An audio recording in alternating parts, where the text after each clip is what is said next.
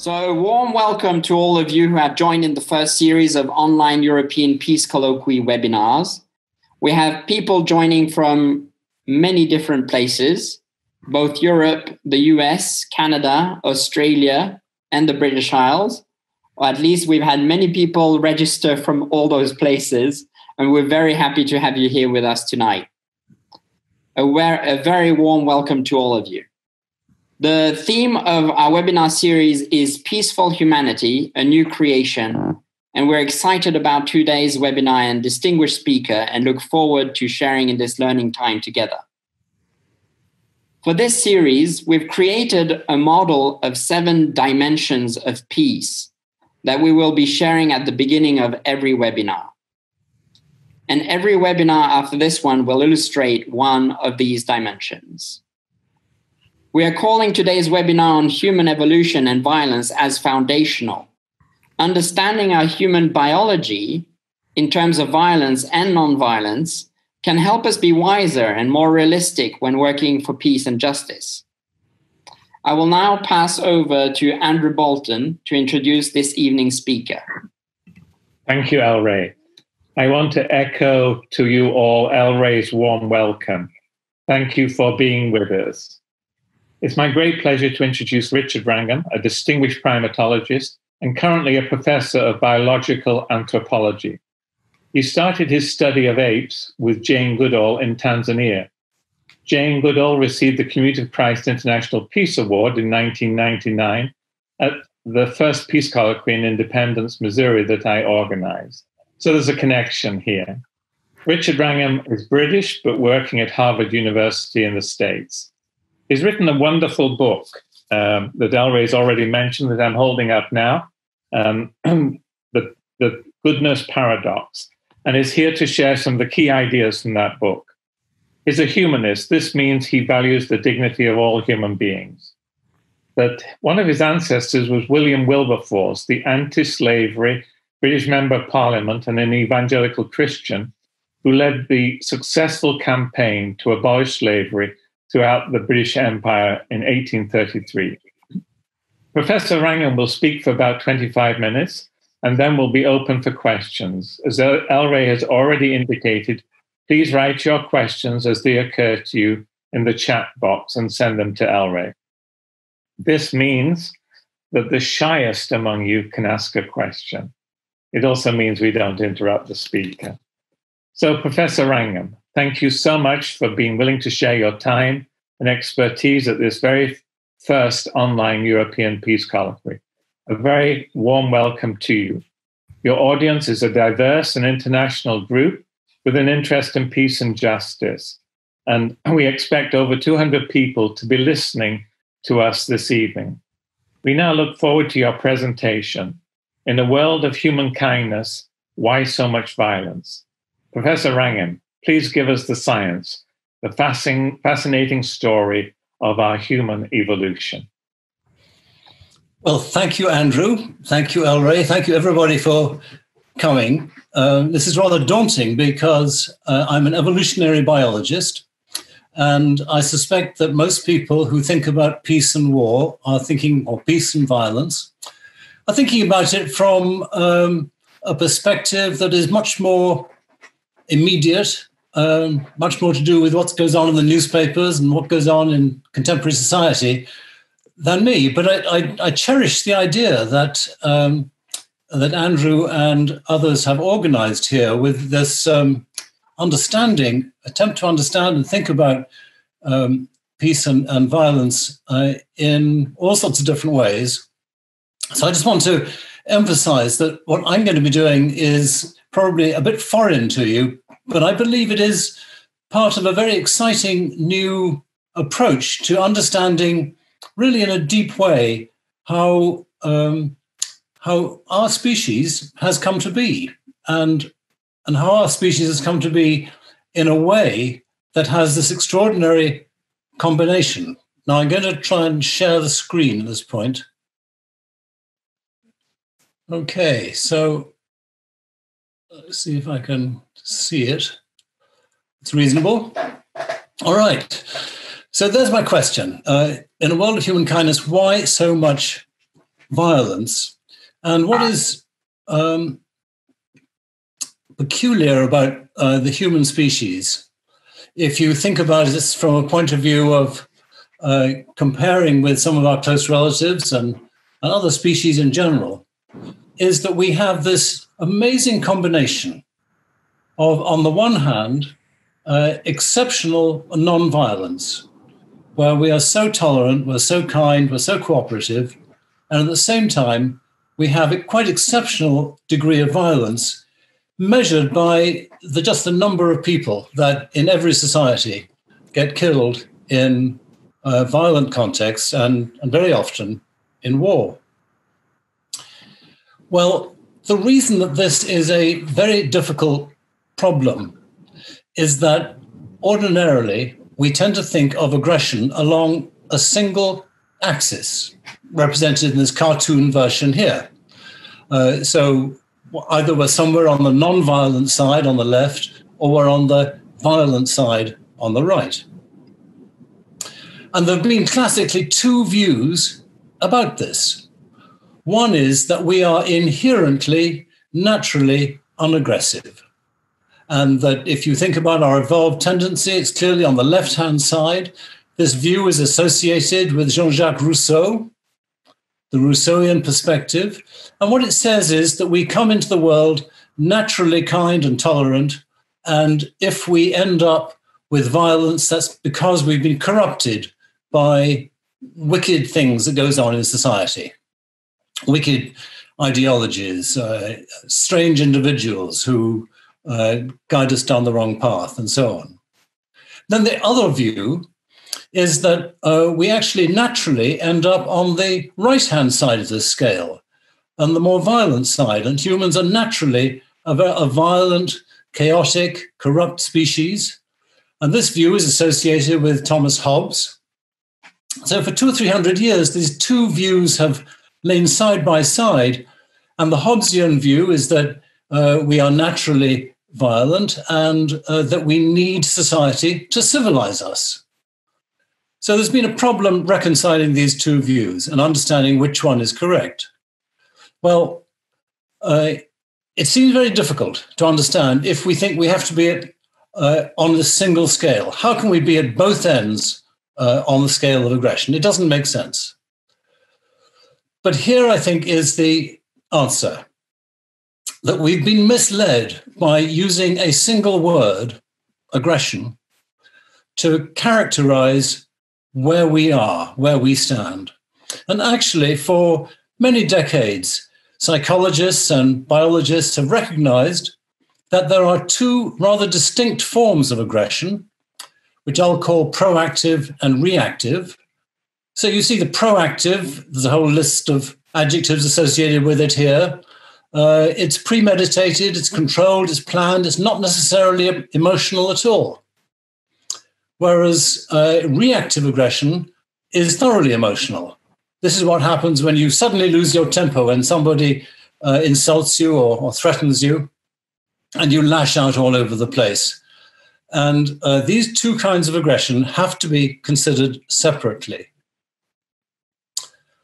And what I'm going to be saying is that the way to think about it with these two kinds of aggression in different ways is that the proactive aggression is something that humans are rather high on the scale of compared to other animals, whereas reactive aggression, we are very low on the scale.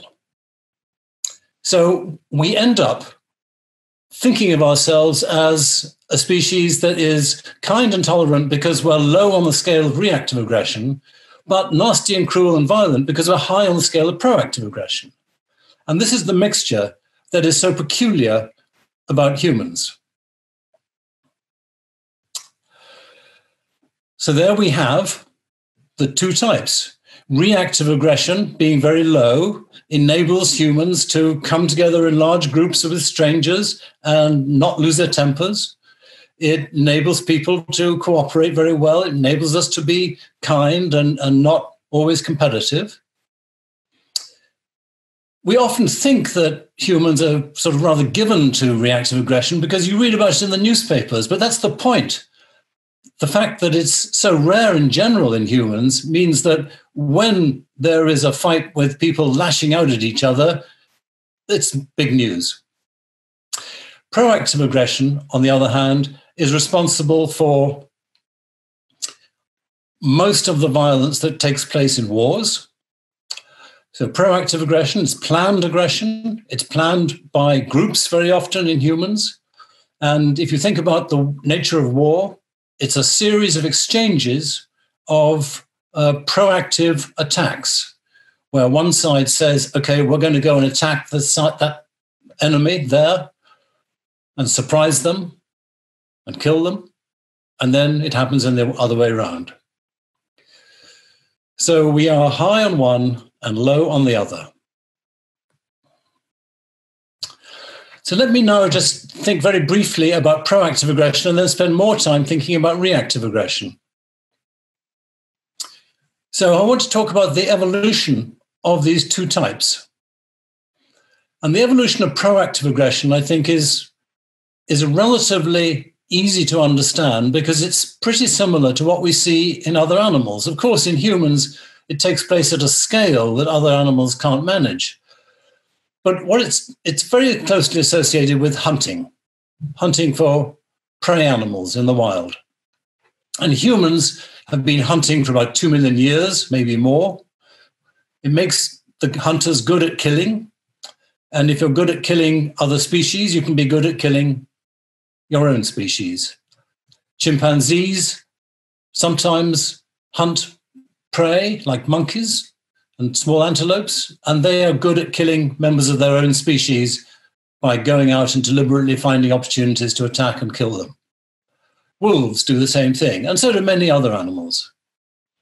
And if you're thinking that hunters and gatherers don't make sense in terms of proactive aggression, you may be misled by thinking about hunters and gatherers who have been studied relatively recently when they're living as part of a network of societies in which there is some kind of law, some kind of government interference.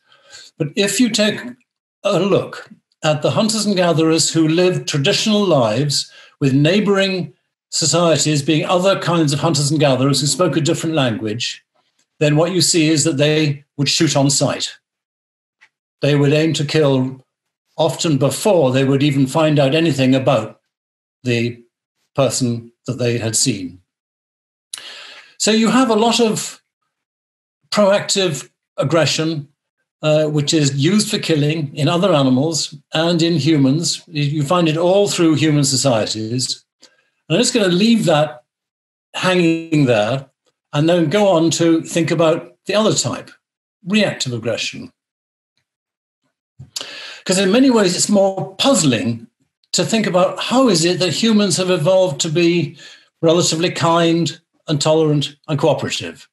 How do we get to be low on the scale of reactive aggression?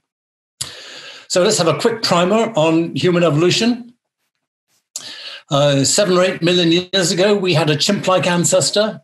Then for about 4 million years, we had ancestors that we call Australopithecines, who were basically chimp-sized animals that stood upright, but were basically still apes, big mouths and strong arms. And then the genus Homo, to which we belong, began around 2 million years ago. And here is the story that you should remember, that during those 2 million years, or just under, things went sort of changing a little bit during most of that time. But the critical thing that happened was 300,000 years ago when we started the evolution of Homo sapiens. The earliest species, the earliest representatives of our species, Homo sapiens, started around 300,000 years ago. And in between, you got some other species that were much more robust and scary looking than us. Now, people like Margaret Mead have long said that humans are so peculiarly kind and tolerant and unaggressive that we're like a domesticated animal. Many people have said this. And I've studied chimpanzees for many years, and it's very striking how unaggressive we are compared to chimps when we think about reactive aggression. We fight each other, just spontaneously losing our tempers, something like 1,000th of the frequency with which chimpanzees do. We're very striking in this respect. Now, what is so interesting is that we are also anatomically like a domesticated animal.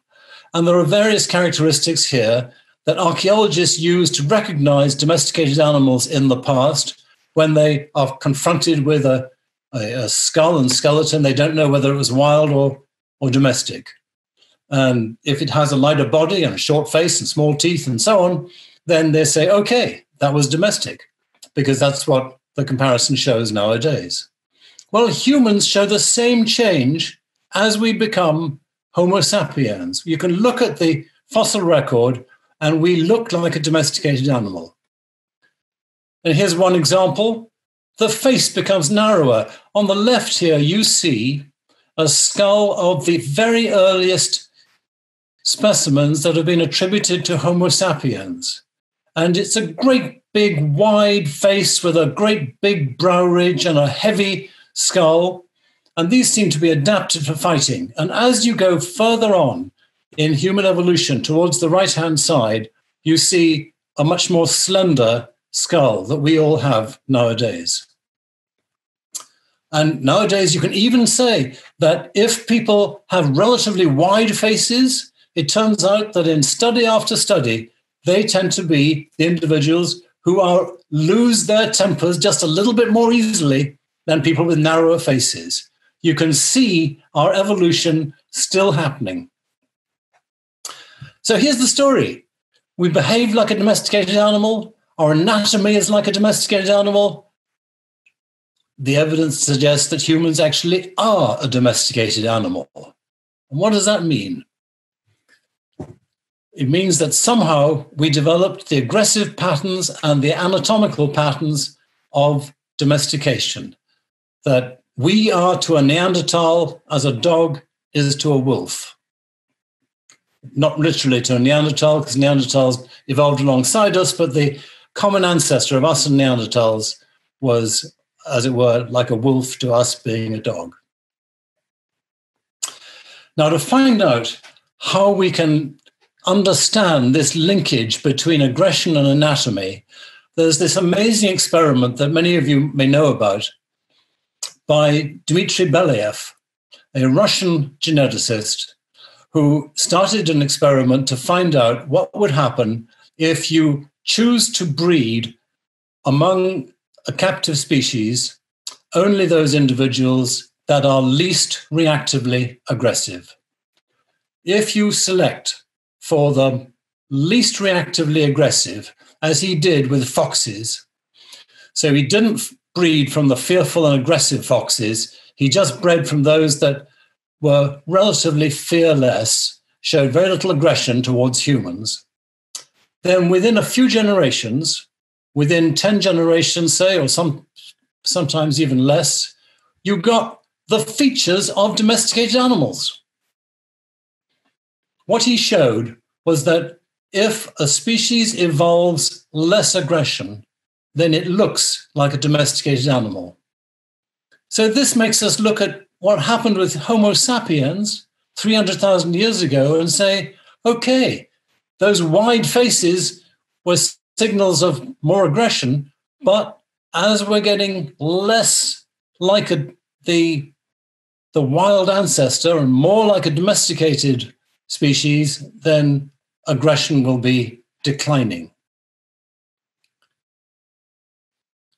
Now, all the features that are associated with domesticated animals, we won't go through them, but you can say between 20 and 30, and they constitute a domestication syndrome, like the white spot on the head of the goat below and the floppy ears of this dog. These are features that don't occur in the wild, but they do in captive animals. And the examples of the bony changes that I gave are part of this domestication syndrome. And what that experiment showed is that there are two things happen when you select against reactive aggression.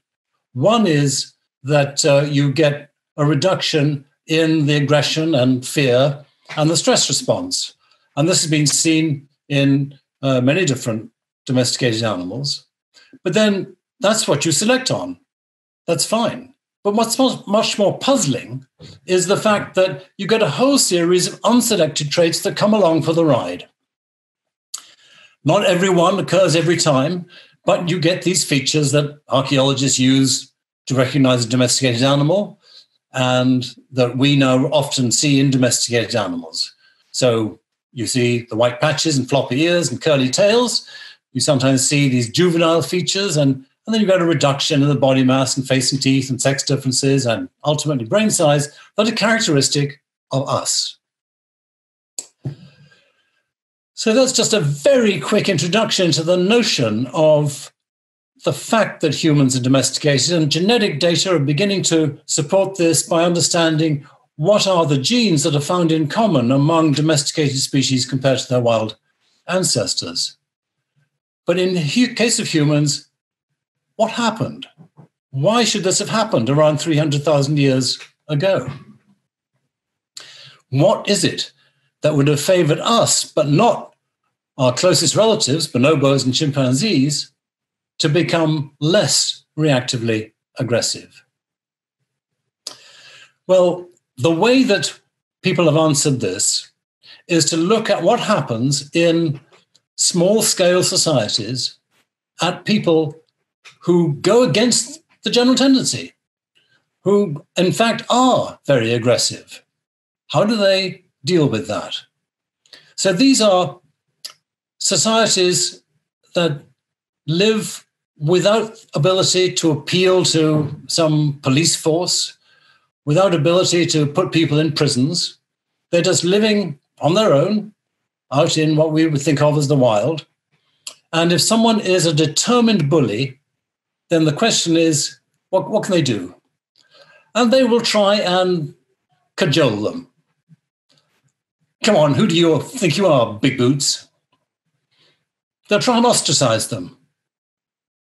If someone's really bullying, losing their temper, being too aggressive, no one will speak to them. And that very often will work because it's really upsetting to be ostracized.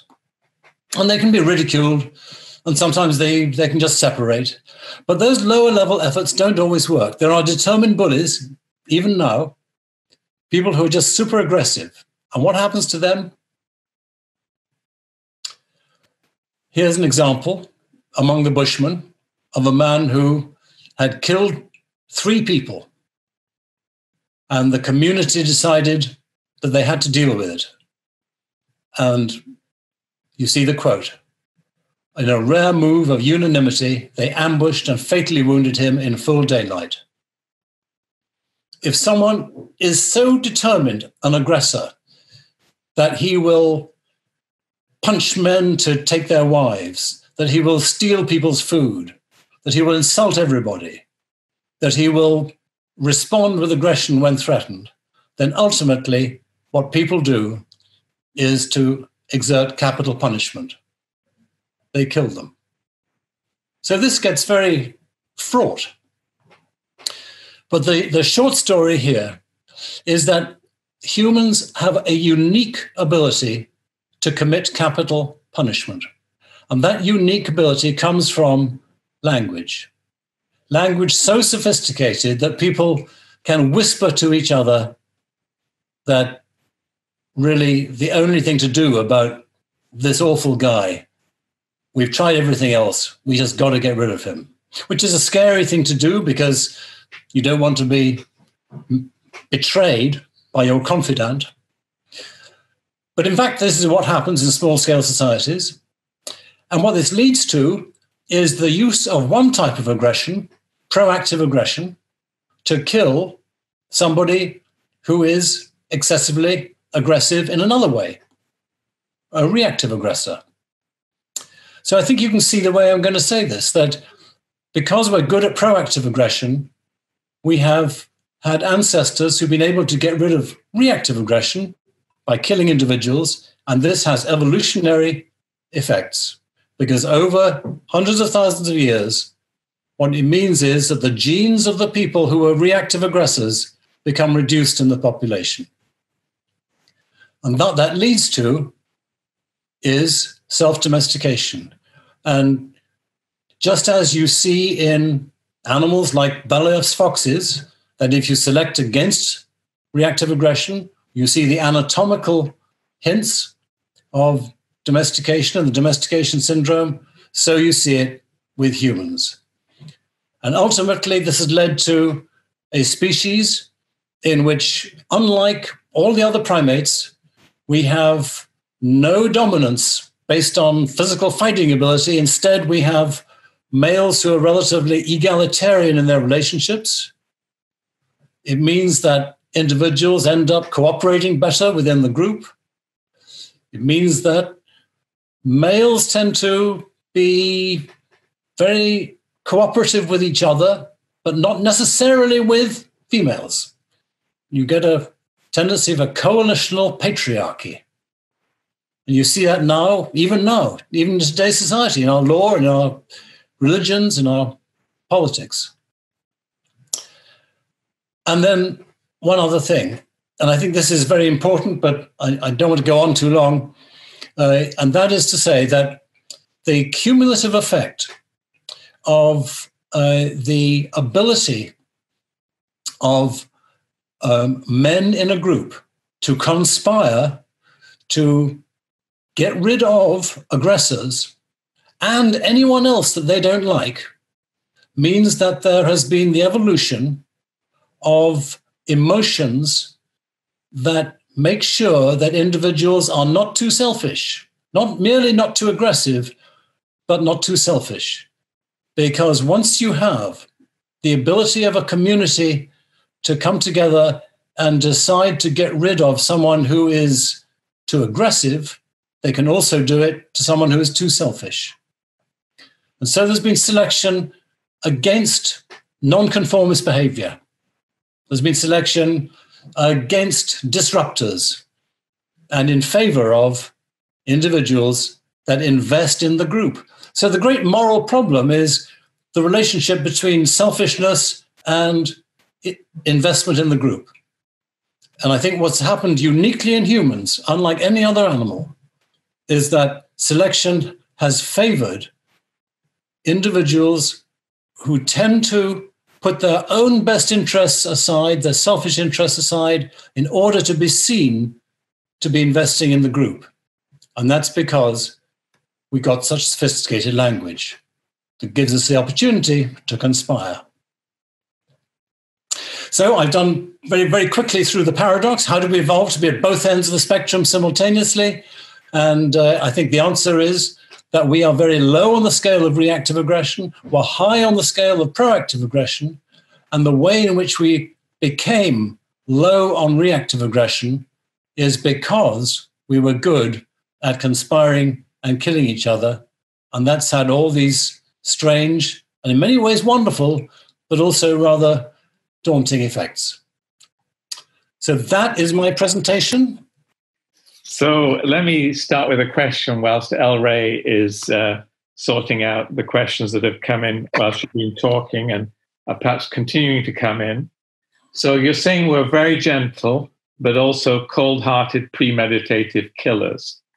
So are we trapped in our violence? Can we realistically become a new peaceful humanity? Or are we doomed because of our evolution? I think the answer to that doesn't have to go to evolutionary biology, although we can bring it in. But, you know, we know that the amount of violence has declined over the last decades and, more importantly, hundreds of years and almost certainly thousands of years. You know, I'm sure you know Steven Pinker's book, Better Angels of Our Nature, which documents it in really beautifully, as a number of other people have. So how does this square with the fact that there's lots of evidence showing an underlying biology to our aggressiveness? And I think the way in which we square it is this, that our human nature is not going to change. Well, we are who we are. But we can take advantage, and we have taken advantage of the fact that the majority of violence is concerned with proactive aggression. And the great thing about proactive aggression, whether we are humans or other species, is that it's not done in ways that engender a lot of risk for the aggressor. So whether you're a chimpanzee or a wolf or a hunter-gatherer or a modern human, if you see an opportunity to kill that means that you might get hurt yourself, you're probably not going to do it. Of course, there are exceptions in armies where people order others into battle, but in general, it doesn't happen. And so the reason this is important, the reason that it's so vital to understand that people are not just knee-jerk aggressors, but very careful, calculating aggressors. What this means is that as long as we arrange society in such a way that potential aggressors are going to get hurt or caught or they will become victims of their own aggression in one way or another, whether through legal means or other, then you don't expect people to be proactive aggressors. So the big lesson is, yes, we can design society, we have designed society to reduce aggressiveness. And the trend over the last millennia has been to reduce aggression, and I don't see why we shouldn't carry on being more successful in that direction. So thank you. So there's hope. There is hope. Elray, do you have a question? Yes. So domestic abuse is a huge issue worldwide, and history is full of one person dominating and abusing another person in slavery. Is there a known connection between the present violence in the world and the past where slavery existed? I'm not quite sure what the implication is. The connection between, say it again, Is there a known connection between the present violence in the world and the past, where this slavery or this dominating person, the tradition of this dominating person kind of existed? Yes, okay. Well, I guess my answer to that is the notion that power corrupts and absolute power corrupts absolutely. And this phrase of Lord Acton's seems to me to be an extremely important caution when we think about humans, always. When you have slavery, then you had absolute power corrupting absolutely. The men and women, the families that owned slaves were appalling in the way that they would exploit other humans. But they were no different from humans all over the world who, when given equal opportunities to do that, have the same attitude. And by the way, slavery happens even in hunter-gatherer societies in various different places around the world. So the problem is that there has been an inequitable distribution of power that gives people the opportunity to be corruptly aggressive, as it were, with no disadvantage to themselves. What's the connection to the present? The connection to the present is that the power relationships that existed 200 years ago continue today, although in much more muted form. And so I would see the continuity as being due to the retention of the essential same institutional arrangements rather than anything to do with the passing on of particular genes. Where I think all creatures of our environment, and just as we who are whites in America are descendants of the people who took advantage of slavery. And it gives us very often a power relationship, as we saw with the killing of George Floyd, that continues today. Thank you. There seems to be a clarification question. How do we know that hunter-gatherers were apt to shoot on sight? Oh, there are. Elaborate on that.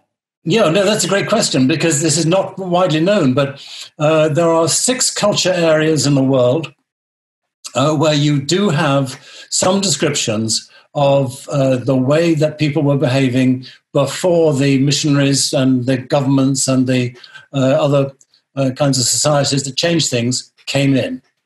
And they are uniform in showing these responses. I mean, there were such sad stories. Inuit who see a man struggling across the ice floes, have to pull him out of the water, and what do they do before he can even open his mouth? They kill him. People were really, really afraid of their neighbors. What I'm talking about is people who spoke a different language, dressed in a different way, who are clearly not members of the larger society to which they belonged. But that's the evidence is clear from these rare places, Tierra del Fuego, the extreme north in Canada, the Andaman Islands, and so on. Wonderful. Then there's actually a couple of people who've actually asked this question about the difference between matriarchal and patriarchal societies. If you could speak a bit about how that relates to gender or the sex, so males versus females. If you could elaborate on that. Yeah, okay. So a matriarchal or patriarchal society are societies in which either women, as a sort of coalitionary force, rule the society, or men rule the society. And I've been kind of amazed, asking my classes what percentage of societies they reckon are matriarchal in the world. Because you sometimes get answers up to maybe 10, 15, 20%. But the answer is 0. There are no societies in the world in which women are the rulers. You have individual women who can be queens, but they are propped up by a patriarchal system. Humans are a patriarchal species in the sense that the foreign policy, as it were, is always decided by either males alone or males with some female input. And religions are the result of male decisions. The rules in society that control what other people are doing, and the system of law is embedded in male interests. So you sometimes get societies like the Mosuo of China, where people say, well, aren't they matriarchal because women have a tremendous amount of sexual freedom? But that's not what we're talking about. What we're talking about is when there is some kind of conflict and the council comes together either to decide on intergroup relationships or solving some legal problem within the group, then it is always dominated by men. A potential related question is then, why would women who are assertive like men be seen as aggressive and are demonized for this when a man is often praised for the same behavior? Well, that's a fascinating question, and I feel like an amateur answering it, but to me, the immediate thought I have is that in a society in which men rule, they tend to be threatened by women who are effective at what men do. And so they are very ready to characterize female behavior that is aggressive as inappropriate and improper. This to me goes back to the notion that in our evolutionary past, when a coalition of men discovered, as it were, that they could control even the most individually ferocious and aggressive man, the one who would be the alpha male if he was a chimpanzee, when they discovered they could control him through capital punishment, they also discovered they could control anybody. And although the interests of the community are often served by those male decisions, sometimes they're not. Sometimes those decisions are used to control others in the society that the men don't like, and that includes unruly women. So you see terrible accounts in small-scale society of women being executed for totally arbitrary reasons because they have broken some rule of the men. And I tend to see that kind of domination by coalitions of men, of women, as lingering in unpleasant ways into the present. So based on your presentation, how do crowd reactions fit into this, like lynch mobs and etc.? Well, that's a really interesting question because it is a time when humans behave in ways that are not normally expected, kind of beyond the norm. And when I say it's a time, I mean when you have large crowds, particularly with a tremendous imbalance of power. So people have looked at lynchings and have found that the average number of lynchers per victim at the time that it happened was very high. It was, I think, between 150 and 200. And so it's as if there's some kind of power given by the presence of so many other individuals that enables people to behave in ways that are beyond the moral norm. And what this seems to say is, or it seems to speak to, is the way in which proactive aggression is regulated in our own brains. If we have overwhelming power, then we are prepared to use it to kill members of groups that we revile for one reason or another. And I think what's happening is that if you have a sufficient evidence in your own mind that you are just one of hundreds of people, then somehow the ordinary restraints against killing someone go away. That's the way proactive aggression works in chimpanzees. They never try and kill another individual unless there's a lot of them, but the more there are, then the more likely they are to kill. And I think that in some hideous way, that sort of thing seems to be happening in humans. So there's been a significant reduction in violent crime in the US since the 1980s. At least some academics have argued that this decline is due to abortion reducing the number of unwanted children. What do you think of this hypothesis? Well, I don't know a lot about that. I think the idea is that the more single men that you have in society, then the more crime there tends to be. Or more generally, the more violence there tends to be.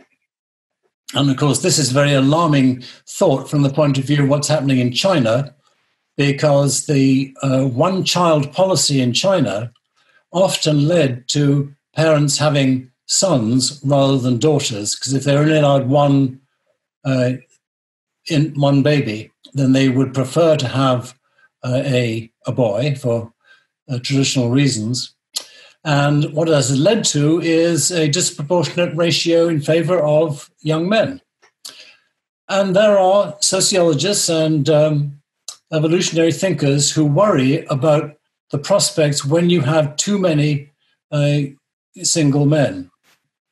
The idea behind the abortion argument was that if you have among the poor people more born, then there you have a lot of men who won't be able to have the resources to be able to marry, so they become single men, and therefore they would be more prepared to use violence to solve their economic, job, whatever prospects. That's the logic. And if you look back in the past, and if you look in societies today where there is a distorted sex ratio for one reason or another in favor of young men, then it's true that you do tend to get some more violence. Whether or not that has applied in the case of the abortion argument, I don't know. Thank you. I think that I'll give you another 2 questions, and then we'll return to Andrew to kind of have a final question. For those questions that haven't been asked today, we hope to get back to them in a future podcast or something like that with you if possible. So, but I'll just give you another couple of questions if that's okay with you. So, how does our environment and collective experience impact our evolution from proactive aggressors to proactive collaborators? So, in other words, is our collective experience suffering and pain due to our decisions moving us down an evolutionary path? Well, I don't think it's very useful to think about our evolutionary path in the future because the timescale is just absurdly wrong. If we're going to think about something happening in tens of thousands of years or thousands of years, obviously we can't plan for that. We can't even plan for what's happening in 2 years' time politically. It's maybe fun to speculate, and I suppose the speculation would be that we will get increasingly reduced in reactive aggression, and that is because even though prisons are full of people who are there not because of their genes, but because of their circumstances, nevertheless, there is probably some genetic component to the fact that some individuals get caught up in criminal activity more than others, and with the very high proportion of young men who are in prison and presumably breeding less than they otherwise would, there may be some evolutionary consequences. But much more important is to think about the way in which proactive aggression is controlled nowadays. And the argument that I would just keep coming back to is that we need societal institutions in order to be able to make those costs too high for the proactive aggressors and keep the benefits to them of proactive aggression being low. If we have treaties and legal systems and all sorts of political arrangements where we can anticipate the possibility of people using their power corruptly and bringing the appropriate sanctions against them, then we can continue to keep proactive aggression in its box. And when I say keep, what I really mean is let's keep it much better in its box in the future. So, final question from the audience here is that there is a perception by many in the dominant culture that indigenous peoples are more aggressive than those in the dominant culture. How should this be evaluated? Well, I don't think there's any evidence that there's any kind of inherent greater aggressiveness. The Greeks, the ancient Greeks, would talk about barbarians outside their gates being more aggressive. Every society tends to be very biased in favor of its own merits and to downplay the merits of their neighbors. If it is true, and it may be that you can find some comparisons in which some societies are more aggressive than others in terms of the frequency of reactive aggression, say, but particularly of proactive aggression, then I would attribute that to circumstance.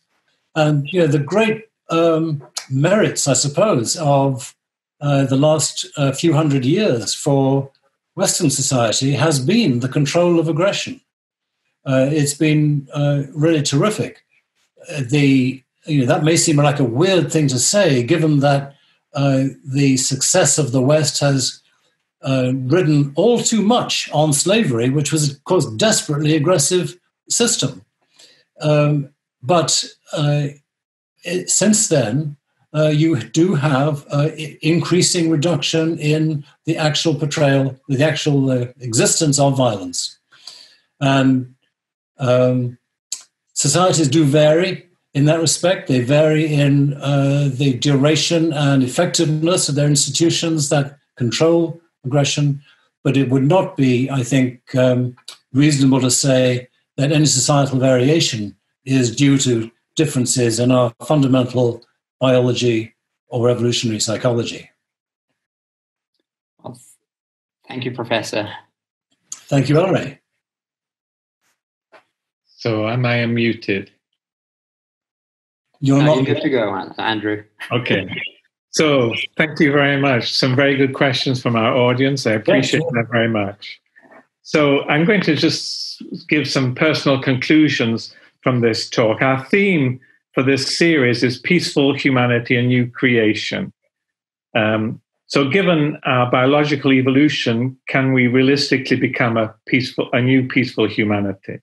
So the great thing is that our violent evolutionary past does not have to determine our future. Understanding our evolutionary history can help us be realistic about a future that's peaceful. We can do something about our violence. And as you mentioned, institutions like law and courts are important for holding people accountable. I revel in the fact that democracy and elections can remove bad alpha male politicians without bloodshed. So may that happen in some countries in November. And then I think that our DNA story can be expanded by stories of peace and justice making, like Rosa Parks, Gandhi, Martin Luther King, Buddha, Jesus, and many others. They show us new possibilities for a peaceful humanity. But I want to end with a question that's the tagline for peace projects. What would you do for peace? So, Richard, could I invite you personally to answer the question, what would you do for peace? It's a funny question, of course. What would you do if what? You should be asking, what do I do? But maybe that's too pushy. Anyway, I feel somewhat embarrassed in some ways. I was one of the team that discovered that our closest relative, chimpanzees, are extraordinarily violent and go out and make deliberate raids to kill members of neighboring groups. And some people have said to me that this should not be told to people because it's so depressing. What I was impressed by was the fact that the three most senior people involved in that discovery, namely Jane Goodall, David Hamburg, an American, and Robert Hind, Jane Goodall's PhD advisor, all subsequently became major spokesmen for peace, spokespeople for peace, in their various different ways, as UN messengers of peace or chairman of the Pugwash anti-nuclear group or whatever. And I wish I was doing that. But in fact, what I would do for peace and do for peace, I envision a peaceful world in which humans live with other species. And I work for conservation of chimpanzees. And in doing so, I am also involved in a project that my wife and sister started very much, which is to care for the interests of children around the national park in Uganda where I work, because we have to find a way to reconcile the interests of the wildlife and the people that live with them. So my answer is I envision a peaceful world in which it's not just the earth as a giant human feedlot, but it's also an earth for other species as well. Thank you very much, Richard, for taking the challenge of that question. Thank you so much for joining us this evening. We're going to do a podcast with Richard at a later date, so watch out for that. And again, let me recommend Richard's book, The Goodness Paradox, which is a very good read. It's readable. It's a book I can read at night and it doesn't put me to sleep. And you can find my review of it on Peace News website if you want to find out more about it.